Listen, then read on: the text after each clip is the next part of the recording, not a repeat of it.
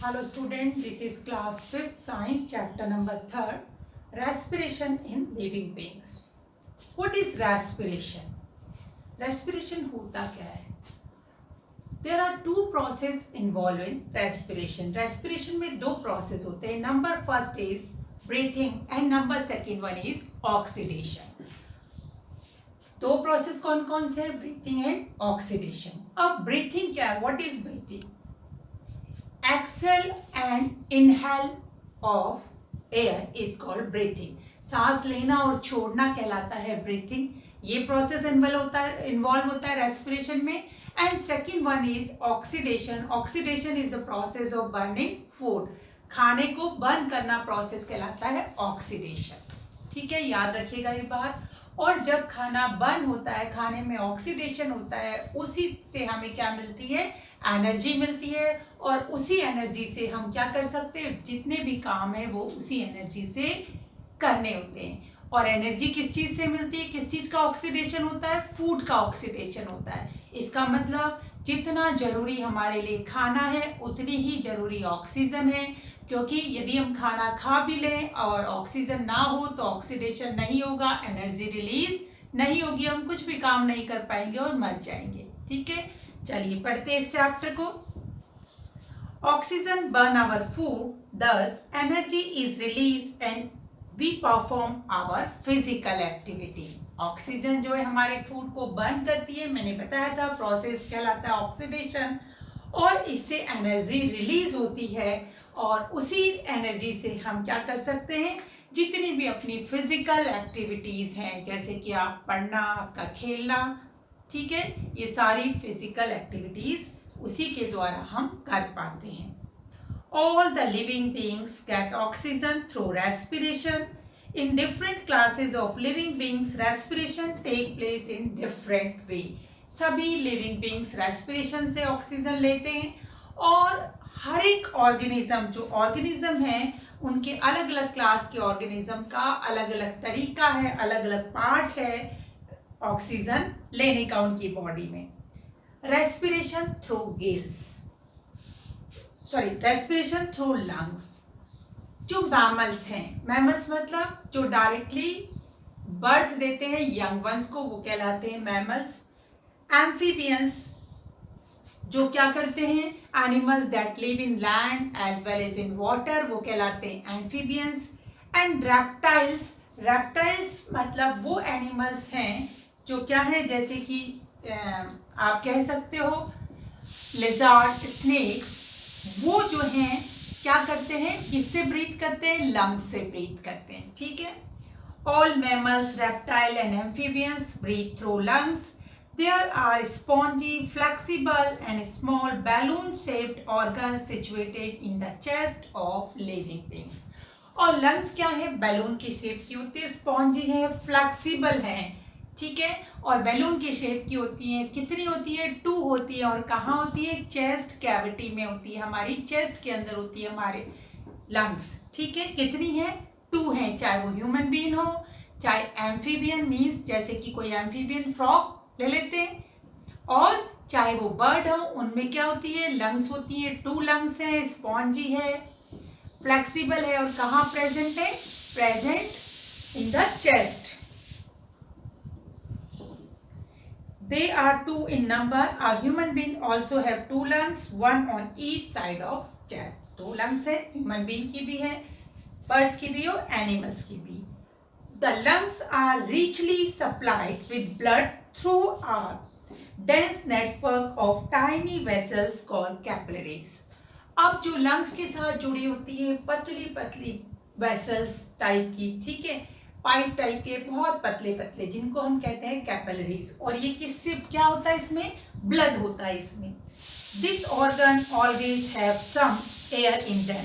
और इसके साथ साथ क्या होता है? कुछ एयर होती है. Air enter through the lungs, through the nostril, and they expand. When the air reach the lungs, on the exchange of gases take place between the air and the blood. अब air कैसे enter करती है हमारी body में? ये हमारे नाक है, ये जो छेद है कहलाते हैं नॉस्ट्रल. नॉस्ट्रल के थ्रू एयर क्या होती है? हमारी लंग्स में एंटर करती है. जहाँ लंग्स में हवा जाती है उस एयर में क्या है, ऑक्सीजन है, वहां पर बहुत सारी कैपिलरीज है, उस कैपिलरीज में ब्लड है, साथ साथ क्या है, CO2 भी है, कार्बन डाइऑक्साइड भी है। तो क्या होता है, वहां पर एक्सचेंज ऑफ लंग्स में गैसेस शुरू होता है, लंग्स में क्या आ जाता है, CO2 आ जाती है और ऑक्सीजन जो है वो ब्लड में चली जाती है। Oxygen from the air passes in the blood and carbon dioxide from the blood passes into the air. Then the lungs contract and air containing carbon dioxide come out through the nose. The oxygen is carried to the different part of the body by blood.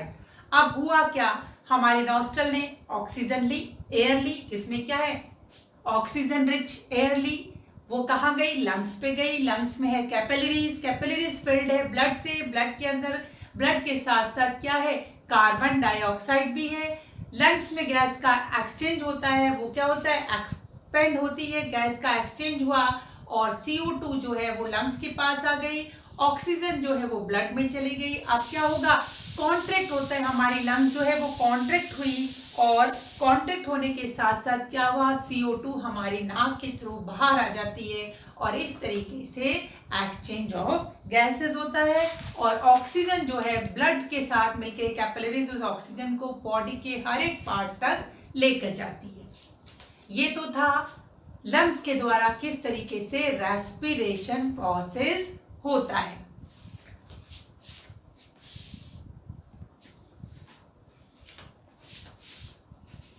Respiration through gills. अब कुछ animals ऐसे हैं, generally aquatic animals, जिनके जो respiration के लिए जिनके पास organ है gills. Aquatic breathe through gills. Gills are red in color because they are richly supplied with blood. Aquatic क्या है, animals that live in water are called aquatic animal, जो पानी के अंदर रहते हैं। अब पानी के अंदर यहाँ तो ऑक्सीजन किस में थी, लंग्स से जब ले रहे थे एयर में थी, यहाँ पर ऑक्सीजन अब किस में है, वाटर डिजोल्व ऑक्सीजन है, जो पानी में घुली हुई ऑक्सीजन है। तो एक्वेटिक एनिमल्स के पास कौन सा ऑर्गन है इस ऑक्सीजन को लेने के लिए, गिल्स है। गिल्स जो होती है रेड कलर की होती है क्योंकि उसमें क्या है, ब्लड है। Gills have special structure called Gill filament. When water is expelled from the gill, they absorb oxygen present in water and exhale carbon dioxide. अब पानी जो है कहाँ जाता है, एंटर होता है गिल्स में, और गिल्स जो उस पानी में क्या है, ऑक्सीजन है, तो वो ऑक्सीजन को ले लेती हैं गिल्स, और कार्बन डाइऑक्साइड जो किस पे था, ब्लड के साथ कार्बन डाइऑक्साइड था, उसको वो बाहर एक्सहेल कर देती है। This oxygen after mixing in the blood does spread all over the body, और ये ब्लड के साथ ऑक्सीजन मिक्स हो जाती है और पूरी की पूरी बॉडी तक पहुंच जाती है। This is the reason why fish or other aquatic such as small fish, crab and snails do die when they are expelled from the water. अब हम इसीलिए क्या होता है, क्योंकि वो कौन सी ऑक्सीजन ले सकते हैं, वाटर डिजोल्व ऑक्सीजन ले सकते हैं जो एक्वेटिक एनिमल है। जब वो एक्वेटिक एनिमल पानी से जब हम बाहर लाते हैं तो वहां पर वाटर डिजोल्व ऑक्सीजन नहीं है, डायरेक्ट ऑक्सीजन है, और वो नहीं ले पाते और इसलिए वो मर जाते हैं पानी से बाहर निकलते ही। It happened because they are unable to breathe in the air. Gills in the fish locate on both side of the body near the head. अब गिल्स कहाँ होती है, हेड के पास में होती है, फिश के हेड के पास में गिल्स है और उसकी हेड के दोनों साइड में गिल्स होती हैं।